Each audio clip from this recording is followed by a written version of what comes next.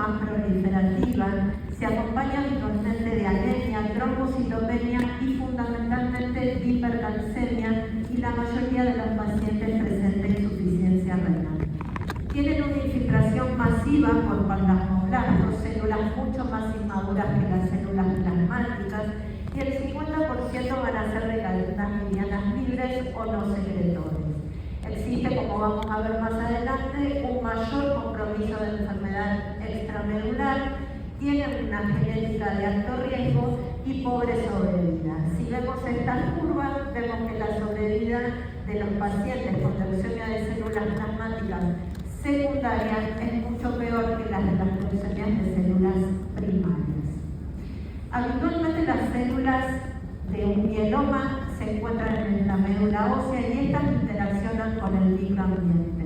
Las leucemias de células plasmáticas, las células tienen diferentes alteraciones genéticas desde el momento cero, el cual va a generar alteraciones en moléculas de adhesión y receptores de limoquina que van a generar que estas células tengan la capacidad de una recirculación a nivel sanguíneo mucho mejor y mayor, y esto genera enfermedad extramedular. Estas alteraciones genéticas y moleculares en las leucemias de células plasmáticas se van a ir dando en base a la progresión de la enfermedad de una gamapatía, un mieloma múltiple y un mieloma múltiple recaído y refractario, y la consiguiente generación de una leucemia secundaria. Entonces, diferentes grupos cooperativos lo que hicieron fue evaluar qué rol tenían estas células plasmáticas circulantes, y este es el estudio del grupo catalán de amiloidosis y mieloma, que incorpora a 482 frotis que fueron evaluados por anatomopatólogos por microscopía óptica, y dividen a los pacientes en aquellos que no tienen células plasmáticas circulantes, los que tienen de 1 a 4% de células plasmáticas, los que tienen más de 5 pero hasta 19% de células plasmáticas, y los que tienen más de 20, que es el criterio en este momento, hasta ese momento, de leucemia de células plasmáticas. ¿Cuál es la evolución o qué es lo que ven? Que los pacientes que tienen más de 5% de células plasmáticas se comportan de igual manera que los que tienen más de 20. Vemos que los pacientes que tienen de 1 a 4 tienen igual de sobrevida libre de progresión hasta un 50% que los que no tienen células plasmáticas, pero los que tienen más de 5% la sobrevida se acorta drásticamente. Esto también lo evalúa el grupo de la Clínica Mayo y divide a los pacientes en 3 grupos, los que tienen menos de 5, de 5 a 19 y más de 20, y tienen exactamente los mismos resultados. De hecho, si vemos en las últimas curvas, en la curva azul del último gráfico, los pacientes que tienen más de 5% de células plasmáticas circulantes, hasta les va peor que los pacientes de alto riesgo citogenético con un mieloma. Es por eso que el International Myeloma Working Group en el 2013 reevalúa el criterio propuesto por Kite en 1974, en donde necesitábamos 20% de células plasmáticas circulantes y 2.000 células plasmáticas circulantes. Esto era muchas veces difícil porque los pacientes cursaban con pancitopenia, y actualmente el criterio para definir leucemia de células plasmáticas es tener por morfología, o sea, en el frotis de sangre periférica, 5% de células plasmáticas circulantes. ¿Y cómo vamos a evaluar a nuestros pacientes? Los vamos a evaluar de la misma forma que si tuviésemos un mieloma múltiple, con el laboratorio, con la evaluación de las proteínas, con la orina de 24 horas, con toda la genética correspondiente, y sí tenemos que hacer hincapié en la evaluación neurológica. ¿Por qué? Porque el 15% de los pacientes al momento del diagnóstico de una leucemia de células plasmáticas tienen compromiso del sistema nervioso. Y este compromiso se evalúa habitualmente o compromete las leptomeninges o nervios periféricos. Esto es importante saberlo. ¿Por qué? Porque nos va a modificar posiblemente la estrategia terapéutica, porque sabemos que los IMIDs como lenalidomida o pomalidomida tienen penetrancia en el sistema nervioso, no así los inhibidores de proteosomas. Muchas veces utilizamos ciclofosfamida o melifalán y tampoco estos agentes alquilantes tienen buena penetrancia en el sistema nervioso. Si equiparamos a los pacientes con linfoma, sabemos que ARA-C y metotrexato en dosis altas pasan la barrera, pero no van a ser útiles para las células plasmáticas. ¿Qué sabemos de los anticuerpos monoclonales? Poco, porque la mayoría de nuestros pacientes fueron excluidos de todos los protocolos con anticuerpos monoclonales. Sí sabemos que la radioterapia es útil y si lo combinamos con terapia intratecal, esta situación puede favorecer a nuestros pacientes.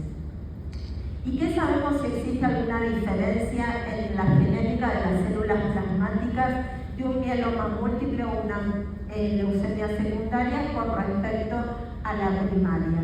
Si nos acordamos del gráfico inicial, sabemos que existen diferencias genéticas porque las células plasmáticas de la leucemia primaria ya tiene de por sí alteraciones genéticas desde el momento cero, van a tener menos porcentajes de hiperploidías y más mutaciones a nivel de las cadenas pesadas. Y esta es la mutación más frecuente, es la translocación 11-14, que diferentes grupos la reportan en diferentes porcentajes, pero es una mediana entre un 50 y un 65%, siendo que el mieloma múltiple llega a no más del 15%.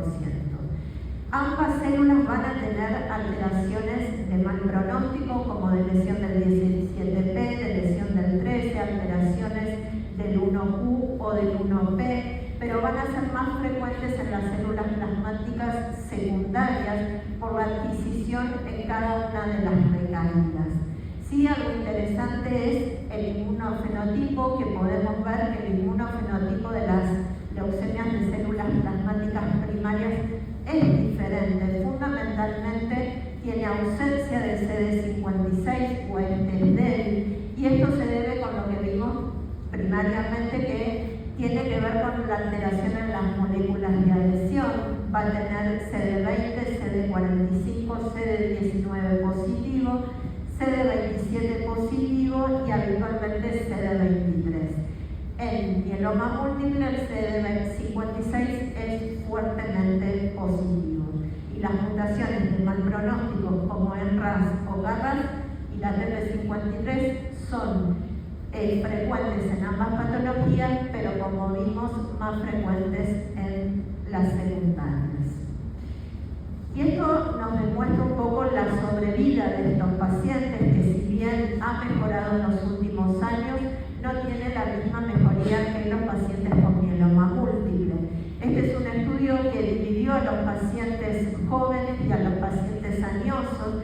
Es verdad que hasta el 2010, o sea que hay muchos de los fármacos nuevos que no están incorporados, pero lo que demuestra es, con la incorporación de los IMIDs y de inhibidores de proteosomas, una disminución en la tasa de mortalidad, fundamentalmente en los pacientes de mayores de 65 años. Y esto tiene que ver porque son fármacos más eficaces y menos tóxicos. Entonces, si nosotros evaluamos todos los tratamientos hasta el momento que tenemos, sabemos que la sobrevida global en pacientes que utilizan solo quimioterapia es pobre, como vimos en el gráfico anterior, no superando los 12 meses.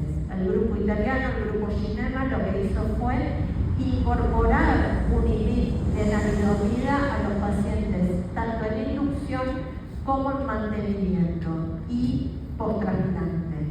Esto demostró una sobrevida libre de progresión mejorada de 15 meses con una sobrevida global de 28 meses. El grupo francés lo que hizo fue lo mismo, pero con un inhibidor de proteosoma, agregárselo a la quimioterapia de inducción.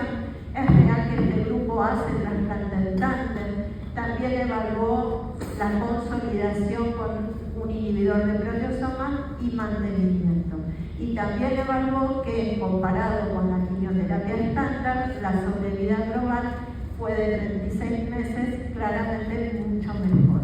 Pero ¿qué pasa si combinamos ambos fármacos, grupos de fármacos como los inmunomoduladores y los inhibidores de proteosomas?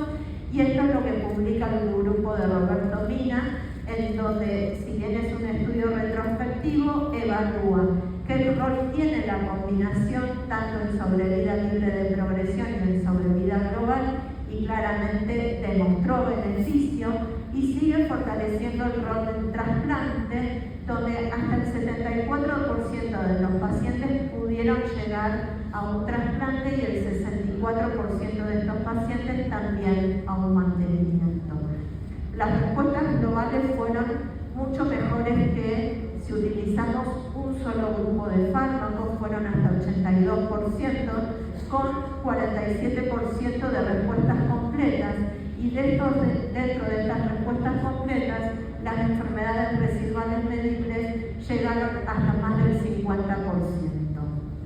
Esto nos indica que incorporar o combinar nuevos fármacos mejora la sobrevida de los pacientes.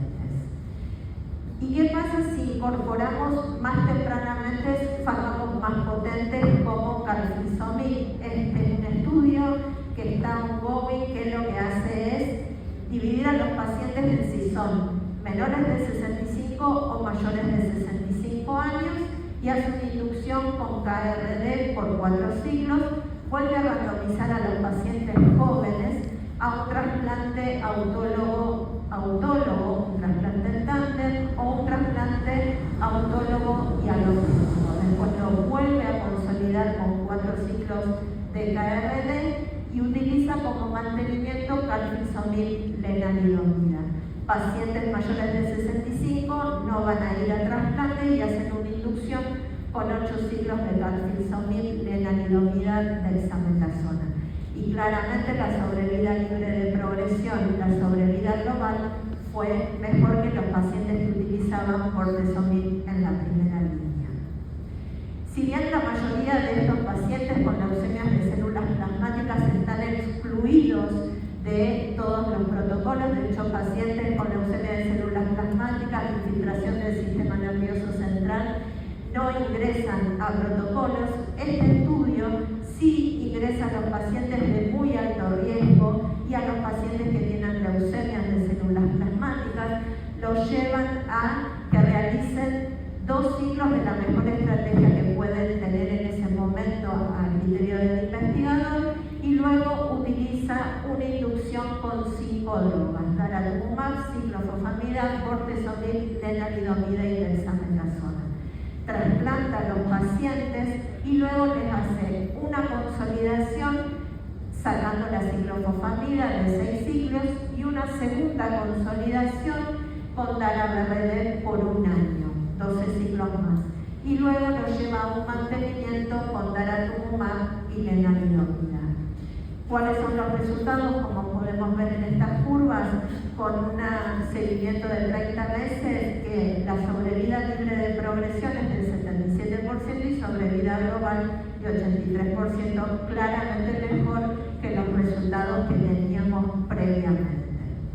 Esto también lo evalúa el grupo griego, que compara incorporar daratumumab al BRD y compara pacientes con dara-BRD versus BRD, y le evalúa nuevamente que los que incorporaron un anticuerpo monoclonal en la primera línea tienen una sobrevida libre de progresión mediana de 25 meses y una mediana de sobrevida global no alcanzada hasta el momento.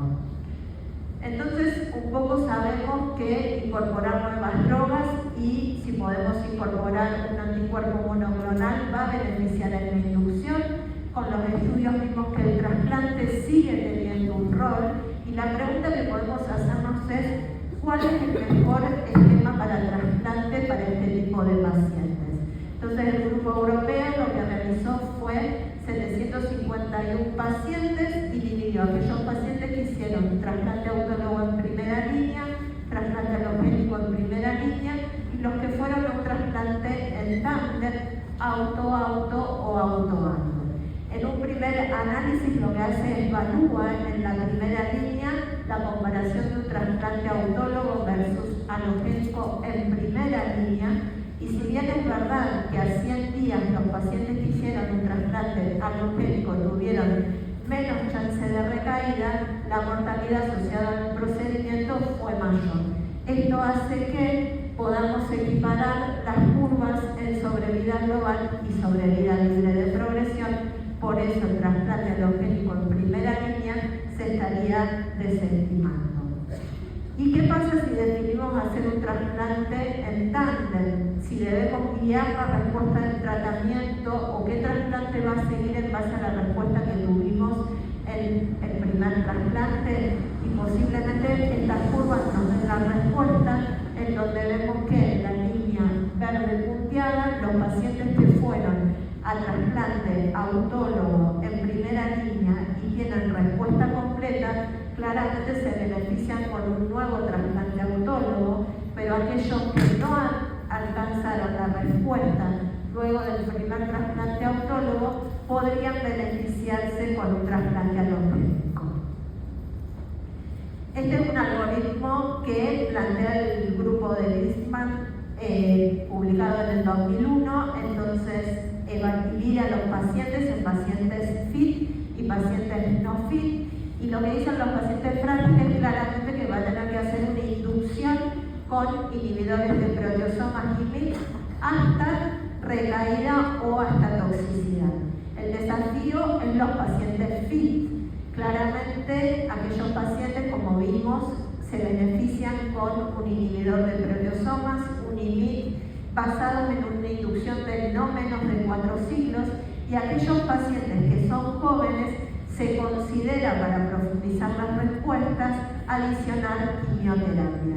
Si el paciente tuvo respuestas después del segundo ciclo, intentar llevarlo a un trasplante. Esto es discutido por los resultados que vimos previamente. Ellos plantean un trasplante alogénico en pacientes menores de 50 años, y si el paciente no adquirió, aunque sea una respuesta parcial, incorporar anticuerpos monoclonales.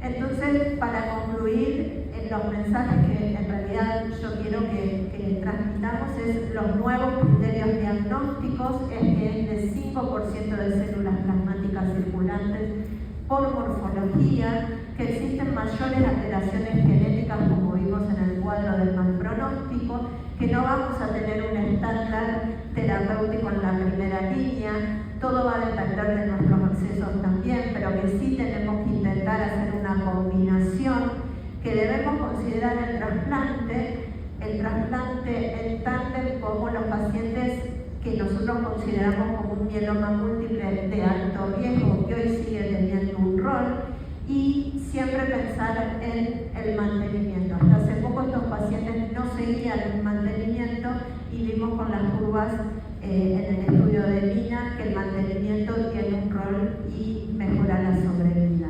Y lamentablemente todos estos pacientes fueron excluidos de los nuevos y específicos o CAR-T, así que no tenemos resultados sobre esas nuevas estrategias terapéuticas. Gracias.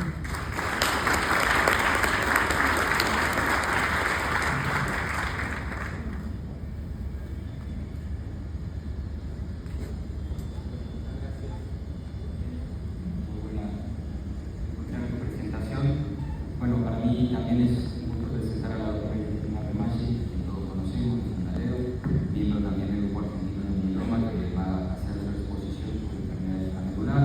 Al final de esta presentación va a haber espacio para preguntas del público y también, por supuesto, para llevarnos con conclusiones que hacen con estos pacientes. Así que, Guille, escuchamos.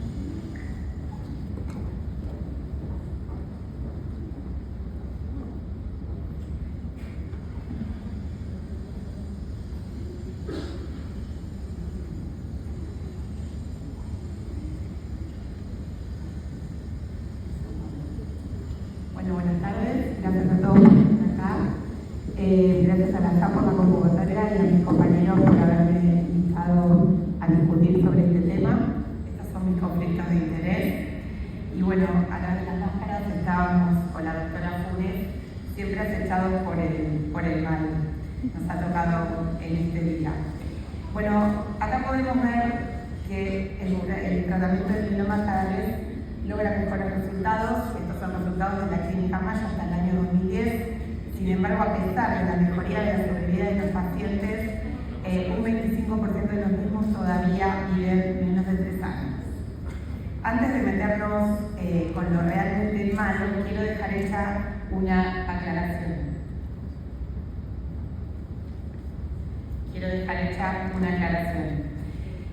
Y es hacer la distinción de lo que es una enfermedad extramedular en el contexto del mieloma múltiple de un plasmocitoma extracelular solitario, que francamente es tantísimo menos malo.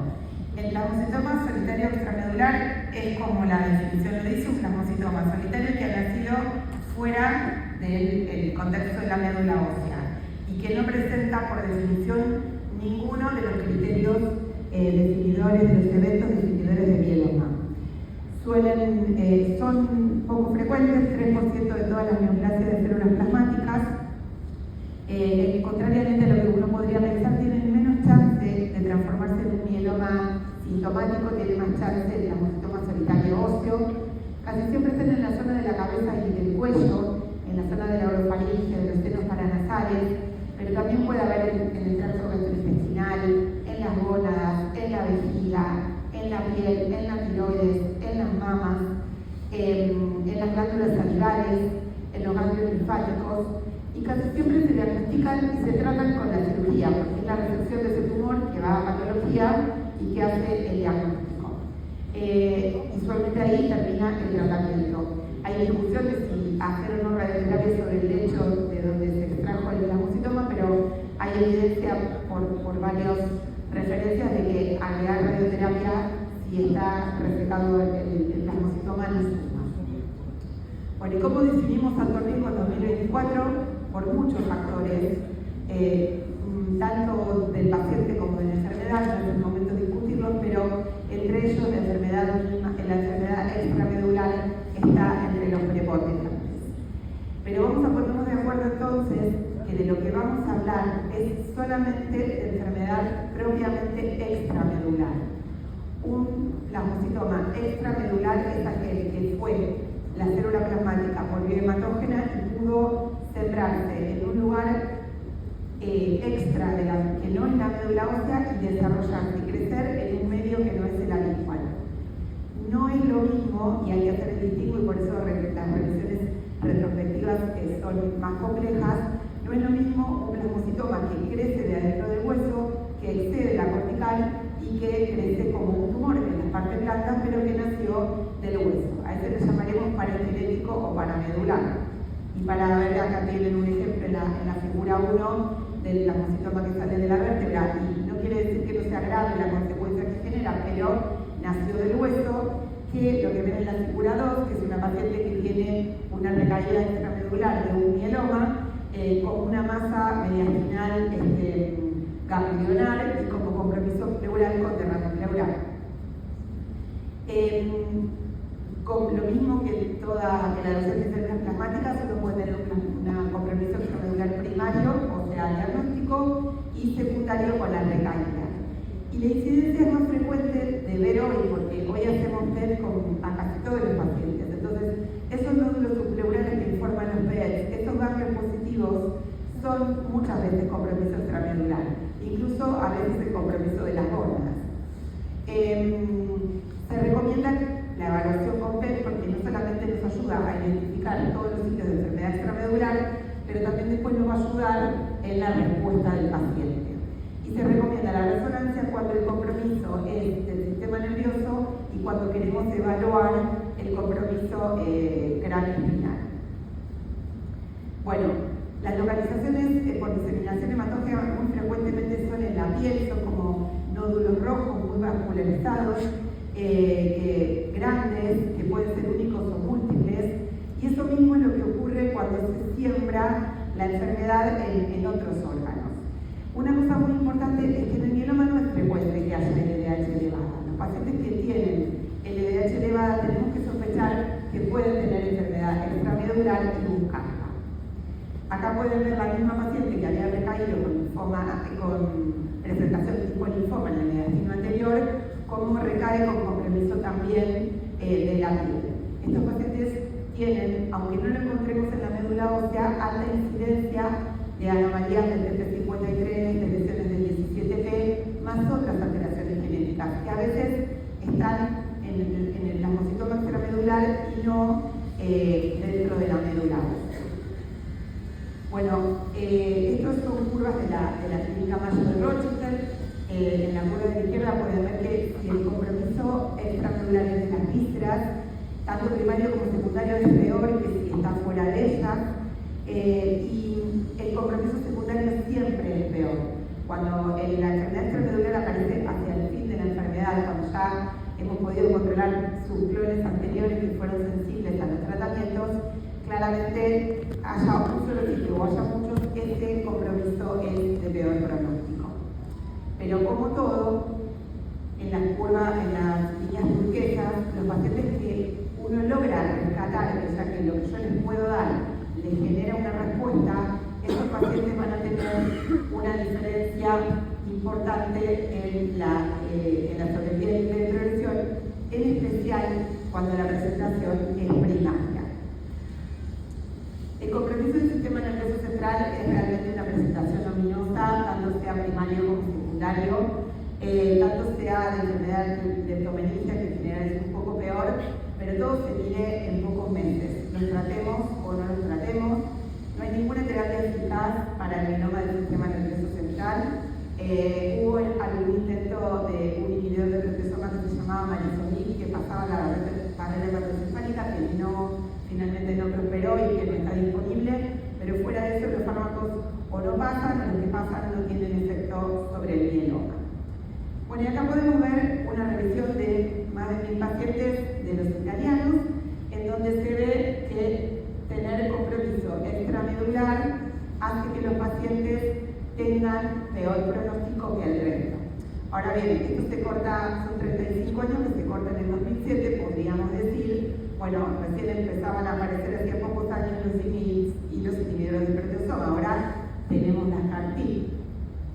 Bueno, y acá vemos cuál fue el impacto de usar CAR-T de modo comercial en 3 instituciones de Estados Unidos, en las cuales se cuentan en memoria de Sloan Kettering, que usaron los CAR-T que tienen disponibles comercialmente en 150 y tantos pacientes de forma sucesiva para tratar a mielomas recaídos, con la indicación que ellos tienen. Entonces vieron que efectivamente el compromiso extramedular respondía bien.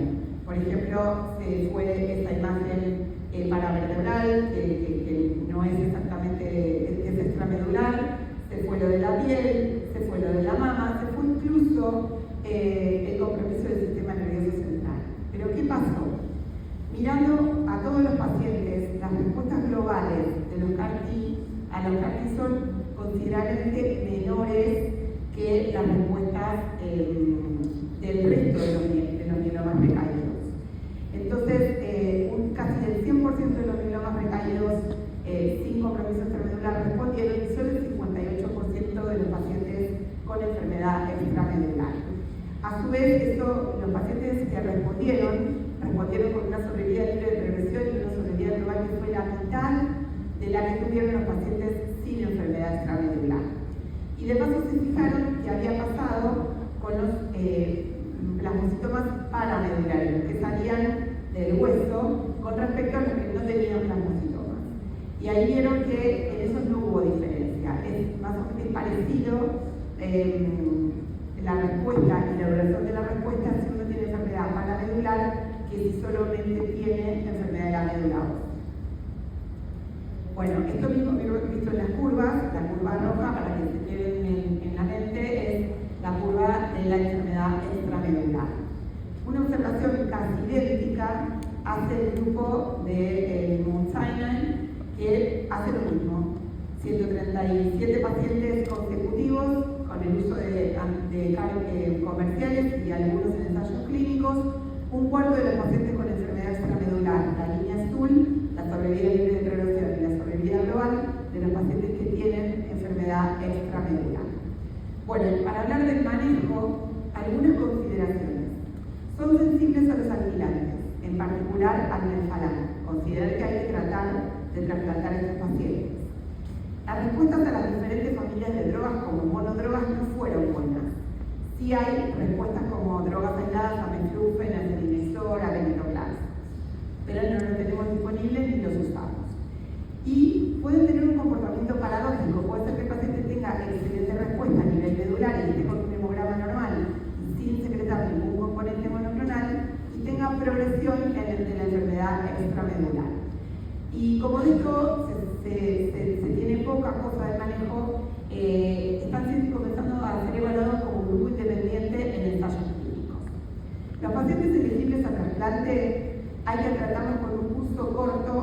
Usualmente los tratamos con poliquimioterapia combinada con un inhibidor de proteasoma y ahora con un anti-CD38. La revisión del grupo español, el consenso del 2021 que publicó Laura Rossignol, ellos recomiendan la poliquimioterapia asociada o a BTD o a BRD. A veces la línea no es tan fácil en pacientes que por ahí tienen pancitopenia. Pero también las respuestas con las cuadrupletas a la compromiso extramedular son buenas.